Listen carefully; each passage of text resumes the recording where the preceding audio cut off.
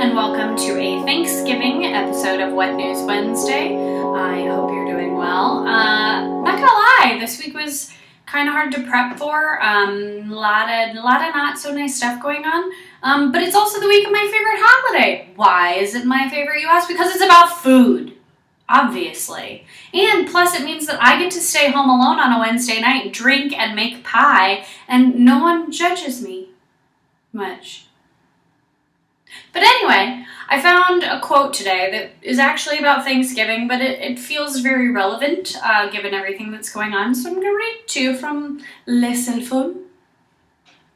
Thanksgiving is often considered the site of the first cultural war because it contains both a narrative of the birth of freedom and democracy, as well as an account of racism, mistreatment of Native Americans, and conflict. How appropriate that we're talking about America and freedom and democracy and racism and conflict all in one nice little Thanksgiving package.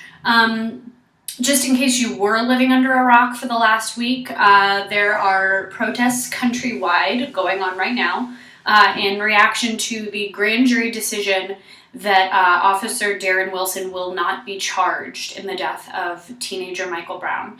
And I think there are a lot of missed opportunities with what's happened. A lot of people are focusing just on the death of Michael Brown, which they should. If any American loses their lives, I'm sorry, I think that's a sad day, no matter what the circumstances are. A lot of people are forgetting that this is about something much, much bigger than the death of one person by a law enforcement officer. Police officers, firefighters, are members of the military. They make hard decisions, and they make hard decisions that we should all be thankful that many of us don't have to make. But with that said, there's also a massive cultural problem in this country in the way that we look at each other. Some people's lives are viewed as being more valuable than others, and that's really disappointing, and frankly, it's pretty gross. Any American, their lives should be more the same. I mean, we always say in this country, if one American dies, that's worth going to war over. So you shouldn't be surprised that there were 170 different protests going on this week. One American did die, and it was in really poor circumstances. And it's a much bigger conversation that we need to be having so that it won't continue. There was also another really unfortunate and upsetting incident this week. A 12-year-old, who was also black, was shot and killed on a playground because he was carrying an airsoft gun.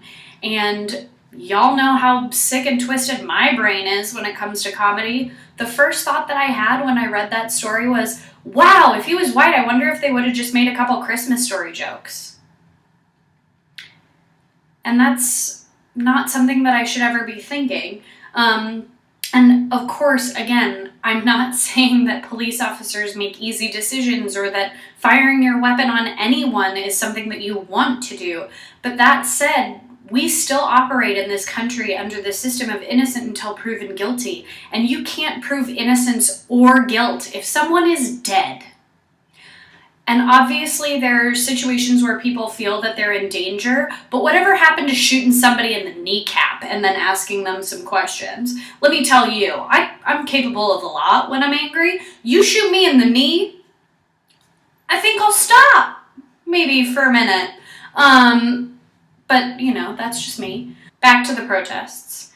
President Obama urged that everyone please remain peaceful, and many of the protests have, and there have been some really incredible stories of random acts of kindness in the midst of a lot of the violence. But you have to understand that when huge cultural shifts happen, unfortunately, sometimes people allow that to influence their decisions negatively, and I would urge anytime you're having this discussion, whatever your opinion is, wherever you're coming from on the race issue, on the violence issue, on any part of this, just be understanding and please remember to stay peaceful.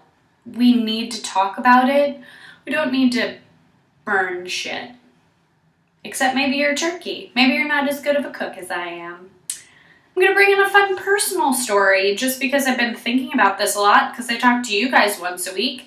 And obviously, race and the treatment of people of different ethnicities, more specifically black men, has been on my mind a lot lately. And it was funny. I was riding the train on Saturday night after celebrating a friend's birthday. I was on the train with my lovely friend Lauren. We stopped at West 4th Street, which, if you're not familiar with New York, is in the West Village, which is a very dangerous area. No, it's not. And a young African-American man was asked to step off the train because it was obvious he had like a beer can and a black paper bag or black plastic bag. And I mean, the cops handled it very well. They were very polite. They said, you know, can you come here? Can we see what that is? So he got off the train and then they handcuffed him. And my friend said, wow, can you believe he was so dumb to, you know, bring booze on the train? And I said, yeah, but you think if it had been me, they would have cuffed me? I'm gonna go with no. They might have asked me to throw it away, maybe given me a young lady, you know better. But I am 99.9% positive that had I been holding this on the train, I wouldn't have been handcuffed. And it's not just because of this sweet face and sassy personality. It's because I'm white. In any case, I really hope that not only does this conversation continue, but I really hope that it does continue peacefully. But words are hard sometimes. And honestly, change starts with you and me. So be good to each other. There's no reason that people need to be dying in vain, and there's no reason that people should feel that they have to protect themselves from other members of their community. That's it. In the interest of this not being so totally heavy, I will also brief you on the other news that happened this week. First of all, former Defense Secretary Chuck Hagel stepped down. He was getting a lot of shit for how he's been handling ISIS, among other things, and so he has stepped down. Nobody knows who's gonna come in next, but let's hope it's somebody and somebody soon, because 120 people died in Syria this week as a result of... Oh my God, words are hard for me today. As a result of ISIS. Big surprise. They're mean, they're violent, they're doing not nice things. And that's not cool.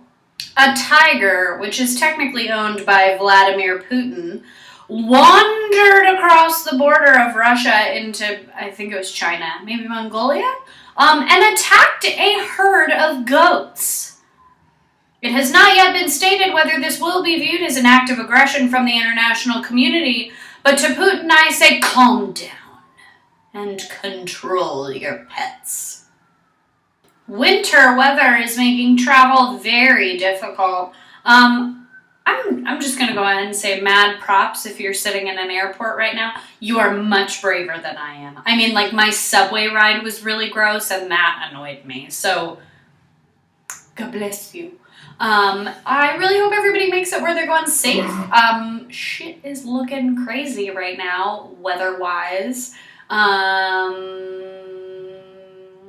Dress warmly. Iconic director Mike Nichols passed away this week. If you don't know who that is, you've probably seen some of his work. He's known for films like The Graduate, Who's Afraid of Virginia Woolf, and Closer. Yep, the one with Natalie Portman's boobies. All thanks to that man. His widow is actually renowned journalist Diane Sawyer. So talk about a pretty cool power couple. They never made it over for dinner. One of the scientists behind the probe landing on a comet, you know, that thing that made your week look very underachieved, he got a lot of flack because he was wearing some shirt that had pinup girls all over it. I'm a feminist, like big time, doesn't bother me so much, guys. If he's smart enough to have put a probe on a comet, that was probably his only shirt that had a collar and didn't have World of Warcraft paraphernalia on it. Just saying. HBO has announced a new documentary on Scientology, the controversial cult religion observed by many Hollywood celebrities. And they have hired 160 lawyers to protect their backsides. One, I think you're going to need a few more. B, they're going to throw vitamins all up at you. Few fun Thanksgiving facts to close us out tonight. Did you know that the cranberry is one of only 3 fruits that is native to America? Boom. Didn't know that. Every year, the president will pardon one lucky turkey. People don't really know where this came from. Some people say Truman. But there's a cool story that Abraham Lincoln's son asked him to spare his pet turkey. Which my brain immediately went to the Monica Geller place of, oh yes, that's exactly what you want in a home with children. Bird feces! And finally, our last fact is not about Turkey Day. No. It's about Wednesday. Why? Because today is Wednesday, and because that's kind of what my whole shtick is. Wednesday before Thanksgiving in the United States eclipses Independence Day, St. Patrick's Day, and Labor Day in bar sales. You heard me. Bar sales. And yes, I'm showing you this koozie on purpose because my rivalry game is this weekend, and so if you went to that school, maybe don't talk to me on Saturday. And if you do see me, I'll be accepting high fives and lots of free beer donations. That does it for us this week. Everyone, please have a very happy Thanksgiving. Whether you're with friends, family, or a nice bottle of beer and a fantastic koozie, I hope you have a great day. And let's all just remember to be thankful for things. And when you're talking about the not so nice stuff, keep an open mind. Better than the other thing. Closed-minded people, we don't like them.